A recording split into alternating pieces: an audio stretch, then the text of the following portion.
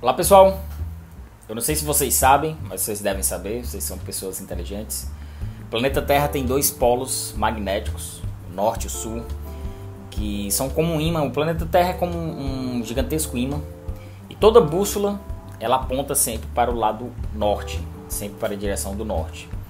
Nossas bússolas nunca apontam para o lado, para qualquer outro lado, sul, leste ou oeste. Mas o escritor Matthias Enardi criou uma metáfora, criou uma grandiosa mensagem com seu grande livro, seu exuberante livro, denso livro, que a gente vai discutir um pouquinho sobre isso, sobre o tempo, sobre bússolas, sobre atração de opostos, sobre essas metáforas, sobre essas mensagens, sobre o que a gente está vivendo hoje, sobre o Oriente e sobre o Ocidente. É um livro que a gente tem bastante coisa para falar, mas a gente vai abordar alguns detalhes logo depois da vinheta. Se liga aí.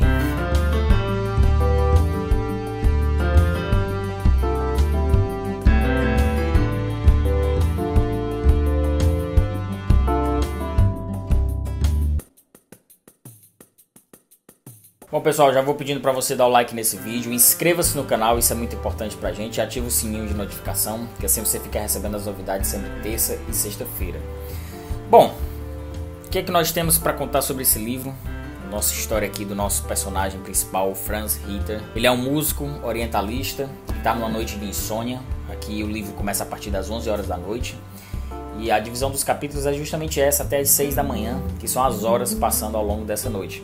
E ele tem, nessa noite de insônia, vai divagando sobre vários pensamentos, recordações da vida dele, as relações amorosas fracassadas que ele tem com a personagem principal desse livro, a Sarah, e vai lembrando sobre literatura, música, que é o seu campo de pesquisa, sobre o Oriente, sobre religiões, sobre guerras, sobre personagens históricos muito famosos na história da humanidade e outros nem tanto. E ele tem uma doença que ele descobre recentemente, logo no início do livro, ele descobre estar com essa doença, não se sabe exatamente que doença é essa, e nessa insônia dele, nessa fraqueza, nesse rememorar de vida, ele vai lembrando desse amor platônico que ele nutriu durante muito tempo com essa parceira dele, a Sarah, uma parceira profissional, que dividiu muitas pesquisas com ele, dividiu muitas viagens, mas não chegou a dividir a sua vida, propriamente dita, com ele, e ele é um cara bastante seguro, tem suas fraquezas, suas limitações.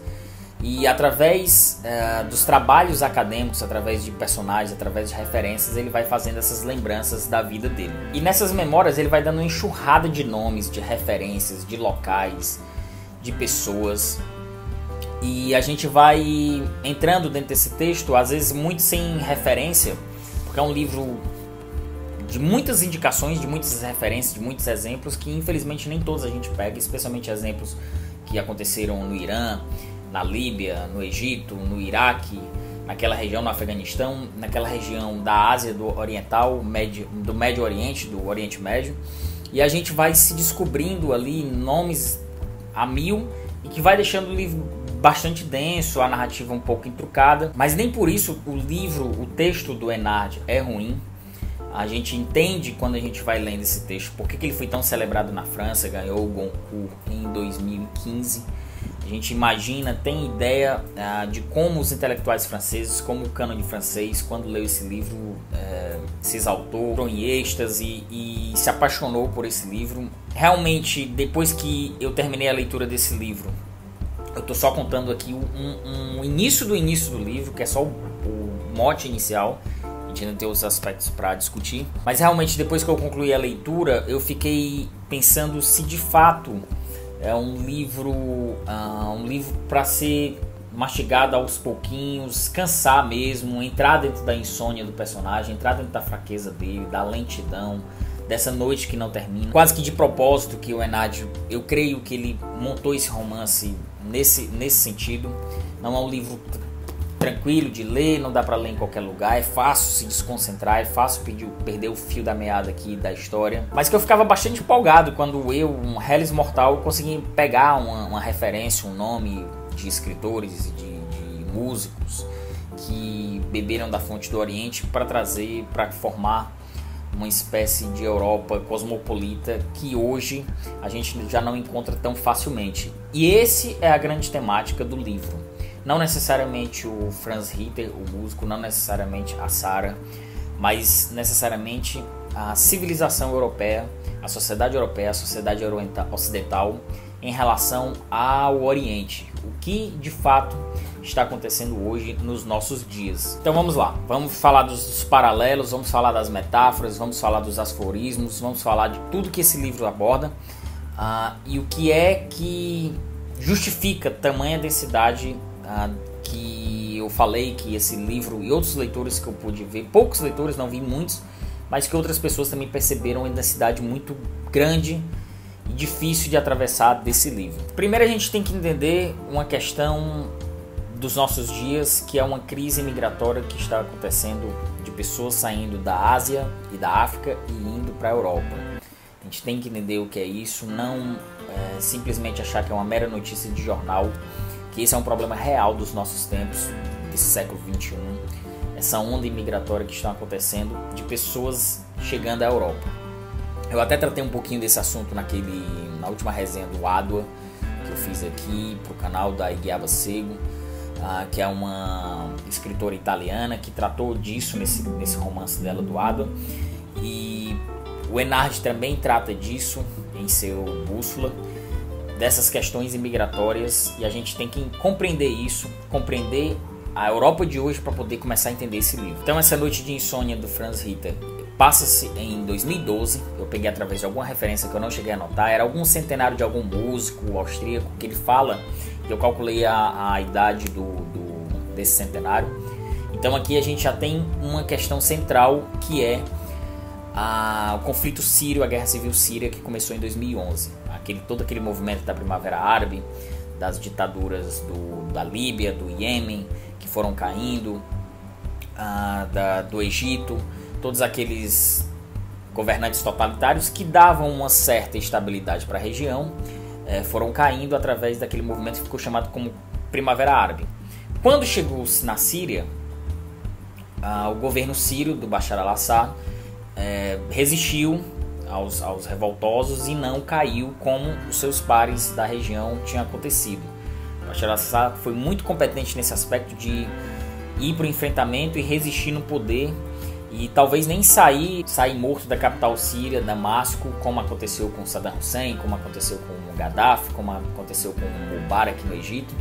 Então esse é outro ponto central que a gente tem que entender, político, um aspecto político também, mas que a gente tem que entender para captar a temática e o objetivo que eu compreendi, que o Enard trouxe aqui nesse romance. Diante de toda essa resistência do governo Assad contra a sua queda, contra a resistência do seu governo, contra essa primavera, essa suposta onda democrática que viria trazer uma nova primavera árabe,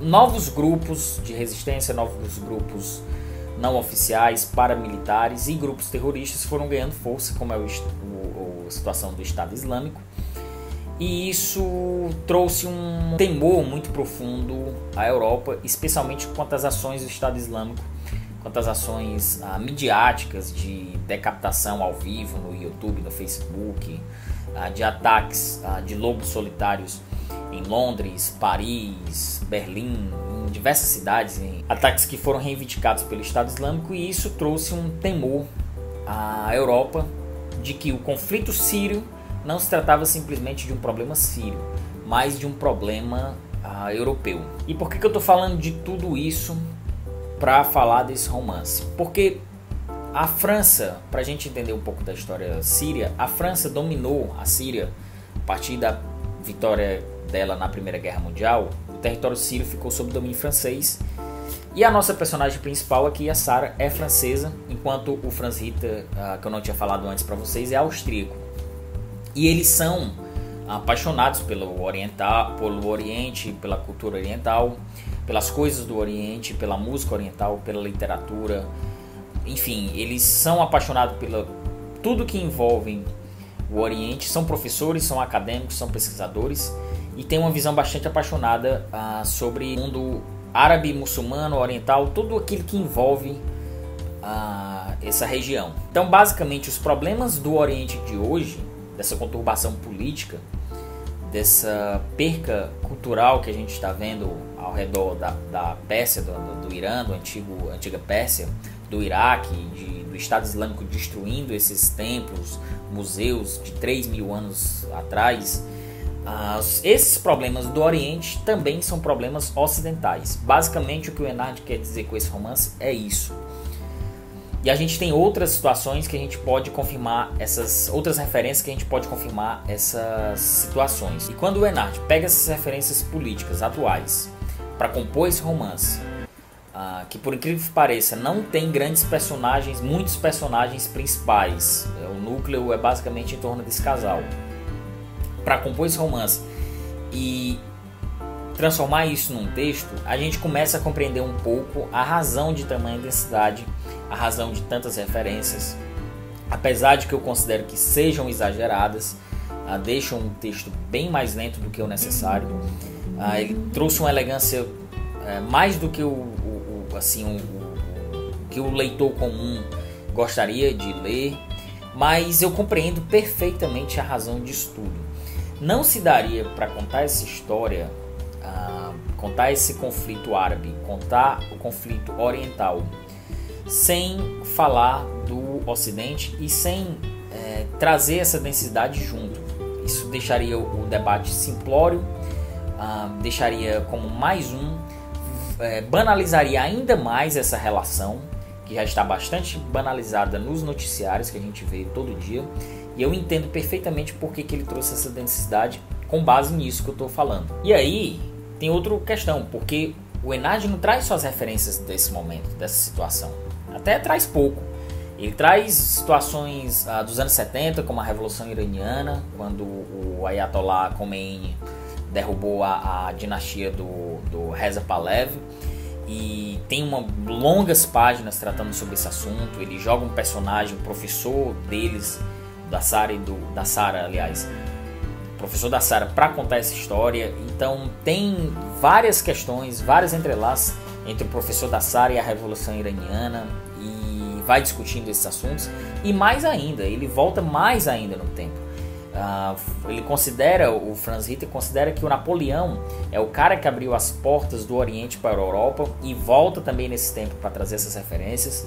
Então tem sempre um contexto histórico muito forte, e muitas vezes também nem tão forte assim, muitos específicos, para compor toda a narrativa desse romance. Então, para cada mudança dessas pequenas temáticas, desses pequenos contextos históricos, mais personagens podem ser acrescentados, personagens históricos, não os personagens do fio condutor do romance, não os personagens fictícios criados pelo autor, mas mais referências, mais exemplos, mais novos nomes vão sendo jogados, e isso vai dando uma densidade para o texto. Que eu estou falando muito nessa densidade não é à toa, é porque de fato existe uma exuberância no texto, uma classe muito grande nesse texto, que ele se utiliza de referências mesmo que o público em geral talvez não pegue. Eu demorei muito lendo esse livro e demorei muito fazendo pesquisa sobre esses personagens.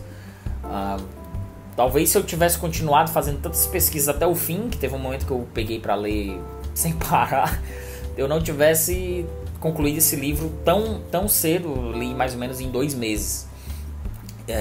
Tamanhas são as referências, tamanhas são os nomes, e é um livro de 350 páginas, não é um calhamaço de 800, de 1000 páginas. Então por aí você tira esse peso que esse texto traz ao leitor. E uma outra forma que o Enard justificou esse texto é que o nosso personagem principal aqui, o Franz Ritter, ele, para conhecer o seu amor platônico, a Sara, ele fica lendo durante essa noite de insônia os artigos científicos da Sara.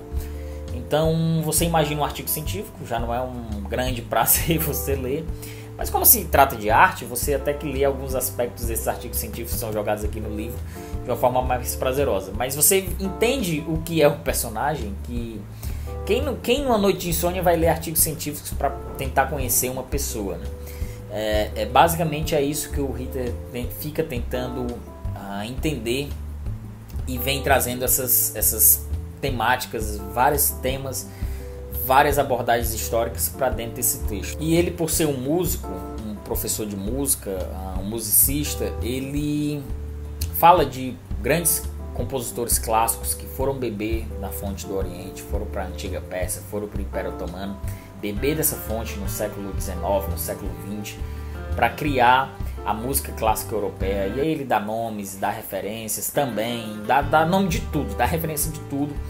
Prepare-se quando você for ler esse livro, que vai ser assim, cheio de exemplos, nomes e situações que muitas vezes são inéditas, mas ele conta como era uma relação pacífica entre Oriente e Ocidente, Ocidente e Oriente, uma relação cosmopolita, uma relação de irmandade, de união, que até mesmo nomes como Agatha Christie foi lá beber dessa fonte e compor seus romances, e inúmeros outros, o Heinrich Heine, o Goethe, muitas pessoas. Ele vai jogando aqui isso eu estou falando só dos escritores, fora do que ele fala de outras artes, que foram beber, que tiveram essa relação, que tiveram essa irmandade, essa proximidade com as coisas do Oriente, para poder formar uma cultura ocidental, uma arte ocidental, uma sociedade ocidental e por que não, um povo ocidental através dessas coisas do Oriente. E no meio de tudo isso, aí é que ele começa a abrir os questionamentos que são mais do nosso dia. Quando foi que essa irmandade se perdeu para se tratar apenas o business do petróleo? Quando foi que essa irmandade se perdeu para que o Ocidente aceitasse tão passivamente só essa troca em busca do petróleo, que deixou de ser algo que era uma fonte de inspiração para passar a ser uma coisa repugnante, para passar a ser uma coisa inaceitável, para passar a não querer as coisas do Oriente, a não achar que qualquer coisa relacionada à cultura, religião, arte vinda daquela região é uma coisa pior, uma coisa grotesca, uma coisa selvagem, uma coisa que não evoluiu. Então, nesse sentido, aí o livro começa a andar mais, você começa a compreender mais a mensagem que o Enard está querendo tratar. E é muito interessante, é muito importante essa forma como ele traz, porque ele começa a trazer reflexões do que será a Europa, do que será o Ocidente diante dessa situação. Quando o cosmopolismo europeu acabou, o que vai ser da Europa daqui para frente, que arte a Europa vai viver, de uma arte de gosto duvidoso, de como a Europa vai tratar de evoluir sem esse intercâmbio, sem essas relações, quando a Europa vai esquecer da sua memória, vai aceitar grupos de extrema direita, vai aceitar políticas não imigratórias, vai aceitar nada do que não seja seu, aquele ultranacionalismo, aquela exasperação das fronteiras ali, de reafirmação do seu povo, da sua gente. E quando na realidade não há nada disso, não existem muros, não existem fronteiras, não existem cercas, não existem fossos entre essas relações pessoais, culturais, religiosas, artísticas. Então, essa noite de insônia, esses pensamentos, essas digressões desse nosso personagem aqui trazem também muitos questionamentos pra gente. E aí ele levanta mais questionamentos ainda, que quer dizer que só o ocidental se sente uma repulsa ao ver as imagens do Estado Islâmico decapitando jornalistas. Um árabe e um iraquiano sente prazer vendo isso. Ele gosta de ver isso. Por quê? Por que o Ocidente acha que o árabe, o muçulmano, o oriental gosta de ver cenas como aquelas, né? O domínio sobre os bons sentimentos são só dos ocidentais. De onde saiu essa regra, de onde a gente começou a criar essa cultura de que o mal é do outro lado, o mal está no outro lado, os bons sentimentos são só nossos, são só da gente que tem um Netflix, que a gente vê as produções do Netflix, a gente vê as produções da Disney. Quando a gente pega o Aladdin do Walt Disney é bacana, é legal, a novela das 9 que se inspira no mundo árabe, as mulheres vão lá, copiam a maquiagem, copiam as vestimentas, as pessoas escutam as músicas, mas por outro lado não é legal, não é interessante. Só a gente sente repulsa sobre a violência terrorista, só a gente sente repulsa sobre o totalitarismo de que acontece naqueles países, naquela região. Todo o resto é muito exótico. Nós somos os civilizados, nós somos os evoluídos. E aí quando a gente começa a discutir poder, balança de culturas, é que começam as coisas a ficarem bastante perigosas. E a gente sabe as consequências disso que dá. Não tem 100 anos que a gente passou por uma situação como essa na Europa Ocidental, com implicações no mundo inteiro. Então são esses tipos de reflexões, esse tipo de pensamento que o autor levanta aqui, que são muito bem feitos, apesar de todo o romance arrastado, de todas as situações que eu já repeti aqui para vocês no vídeo. Tem uma justificativa plausível sobre tudo isso, sobre todo esse carregado, esse peso que o texto leva. E essa forma nossa preconceituosa de ver essas coisas, tão humana, culturalmente humana, socialmente humana, nós não nascemos com isso, são imposições que a gente vem colocando, a gente coloca nas nossas vidas ao longo da vida. Essa forma é tão forte, tão poderosa, que a gente começa a achar que toda Sarah, como é o nome da nossa personagem principal, ela é judia, que toda pessoa que se chama Samuel é judeu, que todo árabe ou turco é muçulmano, que todo austríaco, como o nosso personagem principal, é alemão, e que todo alemão é nazista, e que todo nordestino é analfabeto, esfomeado, que todo paulista, sulista é ele todo Bolsonaro, que é fascista. E as coisas não são assim, não são generalizadas. Que a gente, quando começa a generalizar, a gente vai para esse risco, a gente problematiza num nível tal que a gente esquece o básico, que é a nossa percepção de que a gente só precisa colocar a nossa bússola, como eu falei lá no início do vídeo, que a gente só precisa deixar a nossa bússola não tão voltada para um ponto só, não tão voltada para um único norte. A gente precisa muitas vezes colocar a nossa bússola virada um pouco para o lado leste e ver a situação do que acontece ao nosso lado, como é o que a temática desse livro se propõe, mas que a gente pode trazer uma amplitude muito grande em relação ao objetivo final desse livro.